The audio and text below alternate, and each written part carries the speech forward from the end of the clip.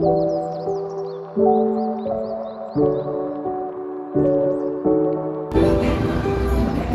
semuanya, perkenalkan nama saya Ilham Mariba, NIM 2003102217 dari kelas 7F Manajemen. Halo, perkenalkan nama saya Niswatul Muzaikiyah dari kelas 7F NIM 2003102229. Halo, perkenalkan nama saya Rahma Fauzia Putri dengan NIM 2003102235 dari kelas 7F Manajemen. Assalamualaikum warahmatullahi wabarakatuh. Di sini kelompok kami akan membahas tentang Otoritas Jasa Keuangan atau OJK.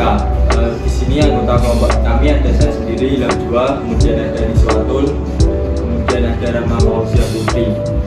Pada nomor pertama yang akan kita bahas yaitu sebenarnya OJK itu apa sih? OJK itu merupakan suatu lembaga independen yang mempunyai fungsi, tugas, dan wewenang pengaturan, pengawasan, pemeriksaan, dan penyidikan terhadap keseluruhan kegiatan di dalam sektor jasa keuangan. Pembahasan yang kedua itu yaitu siapa yang memimpin OJK dan bagaimana prosedur kepemimpinannya. Pemimpin OJK adalah Dewan Komisioner. Dewan Komisioner ini beranggotakan 12 orang anggota yang ditetapkan oleh keputusan Presiden. Ini bersifat kolektif dan kolegial. Prosedur pelaksanaan kegiatan operasional kepemimpinan OJK ini terdiri atas yang pertama, Ketua Dewan Komisioner memimpin bidang manajemen strategi 1, yang kedua, Wakil Ketua Dewan Komisioner memimpin bidang manajemen strategis 2, yang ketiga, Kepala Eksekutif Pengawas Perbankan memimpin bidang pengawasan sektor perbankan. Kemudian yang keempat, Kepala Eksekutif Pengawas Pasar Modal, Keuangan, Derivatif, dan Bursa Karbon memimpin bidang pengawasan sektor pasar modal, keuangan, derivatif, dan bursa karbon. Kemudian yang kelima, Kepala Eksekutif Pengawasan Perasuransian, Penjaminan, dan Dana Pensiun memimpin bidang pengawasan sektor perasuransian, penjaminan, dan dana pensiun. Kemudian yang keenam, Kepala Eksekutif Pengawas Lembaga Pembiayaan, Perusahaan Modal Ventura, Lembaga Keuangan Mikro, dan Lembaga Jasa Keuangan lainnya memimpin bidang pengawasan sektor lembaga pembiayaan, Perusahaan Modal Ventura, Lembaga Keuangan Mikro, dan Lembaga Jasa Keuangan lainnya. Yang ketujuh, Kepala Eksekutif Pengawas Inovasi Teknologi Sektor Keuangan, Aset Keuangan Digital, dan Aset Kripto memimpin bidang pengawasan sektor inovasi teknologi, sektor keuangan, aset keuangan digital, dan kripto. Yang ke-8, Kepala Eksekutif Pengawas Pelaku Usaha Keuangan, Edukasi, dan Perlindungan Konsumen memimpin bidang pengawasan perilaku usaha jasa keuangan, edukasi, dan perlindungan konsumen. Dan yang terakhir yaitu Ketua Dewan Audit memimpin bidang audit internal dan manajemen risiko. Pembahasan yang akan kami lanjutkan yang ketiga yaitu apakah OJK memiliki keterkaitan dengan Bank Indonesia dan Kementerian Keuangan. Kemudian yang keempat, bagaimana sejarah dan latar pendirian OJK. Pada pembahasan ini teman saya Niswatul akan menjelaskan. Baiklah, untuk selanjutnya saya akan menjelaskan mengenai keterkaitan OJK dengan Bank Indonesia serta Kementerian Keuangan. Jadi, Otoritas Jasa Keuangan memiliki atau mempunyai hubungan yang erat dengan lembaga lain untuk menjalankan fungsi, tugas, wewenang, pengaturan, dan pengendalian kegiatan perbankan secara terpadu, independen, adil, transparan, serta akuntabel. Menurut Undang-Undang Pasal 34 Ayat 2 Undang-Undang PPSK secara tegas menekankan bahwa anggaran OJK tidak terlepas dari APBN. OJK menjadi bagian yang tak terpisahkan dari APBN. Jadi untuk kesimpulannya bahwa keterkaitan OJK dengan Bank Indonesia serta Kementerian Keuangan itu memang berhubungan erat. Kemudian untuk selanjutnya yaitu latar belakang dan sejarah OJK.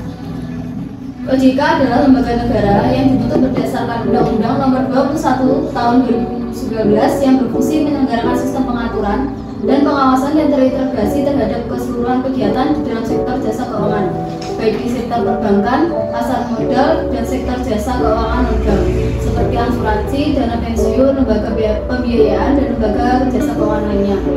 Atau dapat disimpulkan bahwa OJK adalah lembaga independen dan bebas dari campur tangan pihak lain yang mempunyai fungsi, tugas, izin, pengaturan, pengawasan, pemeriksaan dan penyelidikan sebagaimana yang dimaksud dalam Undang-Undang Nomor 21 tersebut. Tugas pengawasan industri keuangan non-bank dan pasar modal secara resmi beralih dari Kementerian Keuangan dan Bapepam LK atau OJK pada tanggal 31 Desember 2012. Sedangkan pengawasan di sektor perbankan beralih ke OJK pada tanggal 31 Desember 2013. Dan untuk lembaga keuangan mikro pada tahun 2015. OJK sendiri berdiri pada tanggal 16 Juli 2012. Sejarah berdirinya adalah dari upaya untuk menghadirkan sistem pengaturan dan pengawasan pada kegiatan jasa keuangan di Indonesia. OJK terbentuk berdasarkan undang-undang. Dengan adanya OJK, maka secara otomatis mengambil alih fungsi regulator dan pengawasan pada perbankan yang sebelumnya dijalankan oleh Bank Sentral. Sementara untuk pengawasan lembaga keuangan bank, OJK mengambil alih peran yang sebelumnya dijalankan oleh Kementerian Keuangan dan Bapepam LK.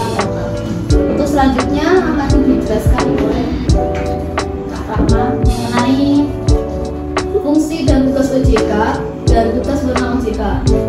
Kemudian akan saya lanjutkan fungsi dan tugas OJK itu apa. Fungsi OJK itu sendiri yaitu menyelenggarakan sistem pengaturan dan pengawasan yang terintegritas terhadap keseluruhan kegiatan di dalam sektor jasa keuangan. Selanjutnya yaitu tugas OJK, melakukan pengaturan dan pengawasan terhadap kegiatan jasa keuangan di sektor perbankan, sektor pasar modal, dan sektor IKNB. Kemudian tugas dan wewenang OJK itu apa?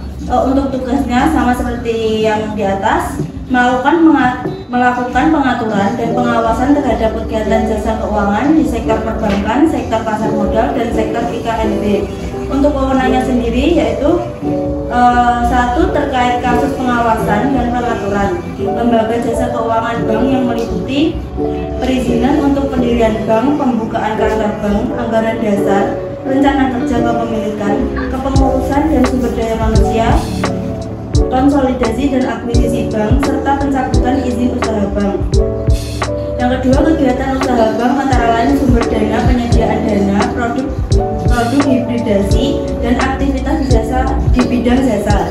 Yang ketiga, pengaturan dan pengawasan mengenai aspek kehati-hatian bank meliputi manajemen risiko, tata kelola bank, prinsip pengenal nasabah dan anti pencucian uang, dan mencegah pembiayaan terorisme dan kejahatan perbankan serta pemeriksaan bank. Yang kedua, terkait pengaturan lembaga jasa keuangan bank dan non-bank meliputi A. Menetapkan peraturan dan keputusan OJK. Yang kedua, menetapkan peraturan mengenai pengawasan di sektor jasa keuangan. Yang ketiga, menetapkan kebijakan mengenai pelaksanaan tugas OJK. Yang ketiga yaitu terkait pengawasan lembaga jasa keuangan bank dan non-bank. Yang ke-1, menetapkan kebijakan operasional pengawasan terhadap kegiatan jasa keuangan. Yang kedua, mengawasi pelaksanaan tugas pengawasan yang dilaksanakan oleh kepala eksekutif. Yang ketiga, memberikan perintah tertulis kepada lembaga jasa keuangan dan pihak tertentu. Yang keempat yaitu melakukan penunjukan pengelolaan statuter. Yang kelima, menetapkan penggunaan pengelola statuter. Itu tadi pembahasan kita tentang otoritas jasa keuangan. Sekian diskusi dari kelompok kami. Apabila ada kurang lebihnya kami mohon maaf. Saya akhiri. Wassalamualaikum warahmatullahi wabarakatuh. Untuk informasi mengenai otoritas jasa keuangan yang lebih lengkap dapat dilihat di website www.ojk.go.id. Terima kasih.